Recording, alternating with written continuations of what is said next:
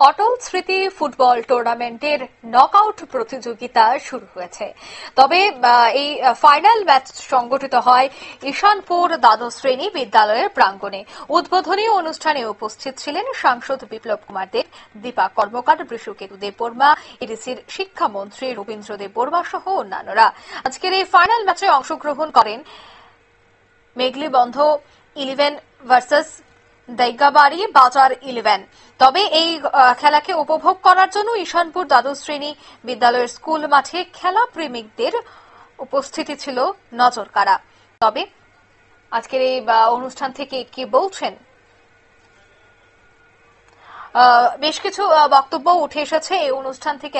প্রত্যেকেই এই অনুষ্ঠান সম্পর্কে আলোচনা করেন। তবে বর্তমানে যে নেশামুক্ত সমাজ করার ডাক দেওয়া হয়েছে, তাতে এ ধরনের খেলা যুব সমাজকে নেশার কবল থেকে বেরিয়ে এ ধরনের খেলায় আরো উৎসাহ বাড়াবে বলেই মনে করছেন উদ্যোক্তারা।